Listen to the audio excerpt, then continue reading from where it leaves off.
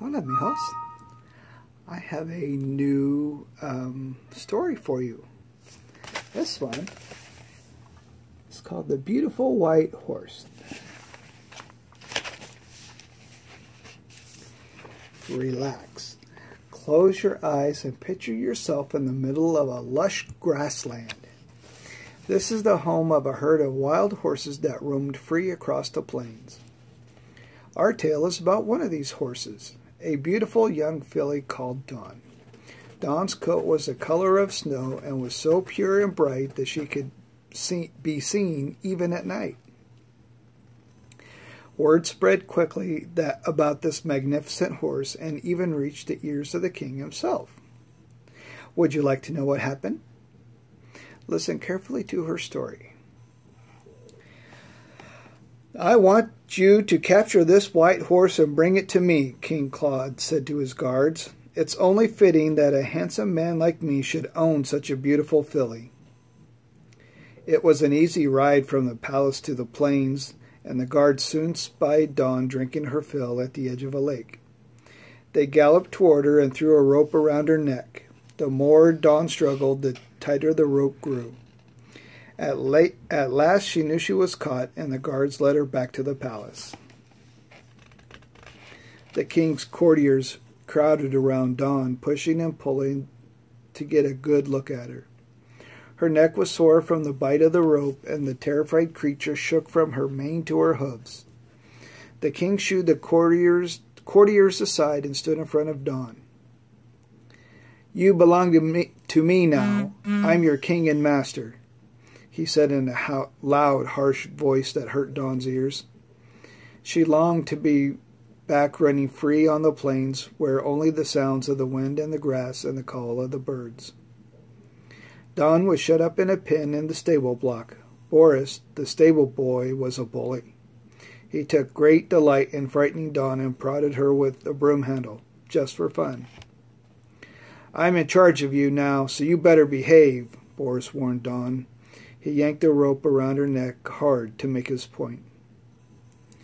The king wanted to ride his beautiful white horse through the streets of his city so he could show her off to his people. You must train this horse so that she's safe for me to ride, he said to Boris. If you do a good job, I shall reward you with a gold coin. Boris was greedy and straightway set about to training Dawn. He tried to put a saddle on her back, but she reared up on her hind legs and neighed in fear. The more Boris approached Dawn, the more scared and desperate she grew. Boris was losing his temper. He picked up a broom and ran toward the horse as if to strike her. In a wild frenzy, Dawn reared up and dashed as fast as she could across the yard. She leapt over the gate and kept on galloping and didn't stop even when she reached a great forest. Still frightened, she pushed on hard through the trees and bushes. Dawn was safe now. She was deep in the forest where there were no buildings or roads or paths of any kind, and she couldn't be found by the king or his guards. But Dawn did not feel safe. She jumped in fear every time the wind rustled through the leaves or a twig snapped under her hoof. She thought the king's guards had come for her. A wise old squirrel called Sam sat high in a tree nibbling nuts. He watched the frightened horse paw the ground, twitch her ears, and roll her eyes at the slightest sound. It made him sad to see how nervous and upset she was. I must help her, said Sam to himself, and he climbed down a branch toward Dawn. Hello, said Sam, as gently as he could, as Dawn shook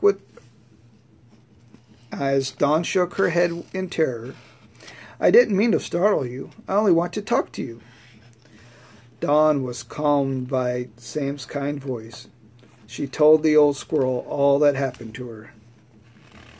I'm very sorry about what happened, said Sam, smiling gently at Dawn. I can understand how frightened you must have been. The king and his men treated you cruelly. But that's all in the past now. You're safe here, and no one can harm you. Dawn stopped pawing the ground and listened carefully. There's nothing to be frightened of here in the forest, Sam went on. No humans ever come here. They can't make their way through the thorny bushes and tangled trees. There are only us animals, mice and snails and squirrels and birds, and we're all rather shy ourselves. Dawn's eyes had stopped rolling now. Look around. There's nothing to fear, repeated Sam. It's just your mind, your own imagination that's frightening you. You're seeing things that are not there. Only your thoughts can scare you here. You just need to control your imagination, and you can control your fear, said Sam.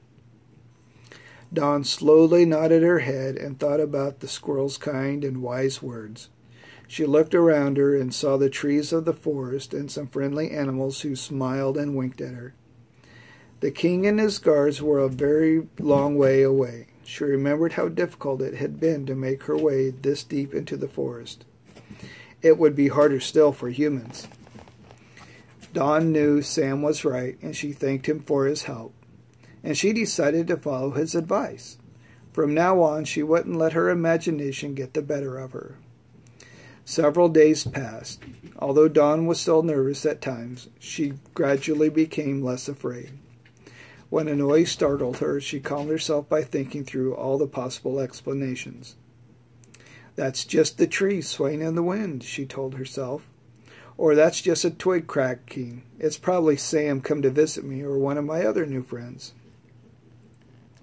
Dawn used the power of her own mind to control her thoughts.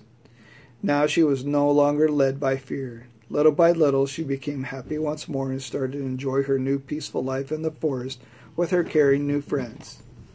And there was one friend whom she cherished above all others, Sam the wise squirrel, who had taught her so much. Sometimes we're so afraid of something that our fear takes over. Remember that you, only you, need control your imagination, and you can control your fear. And that's wise words. I like that. I love you, mijos. I will talk to you later, and we will have us a new story. Okay? Love you. Good night.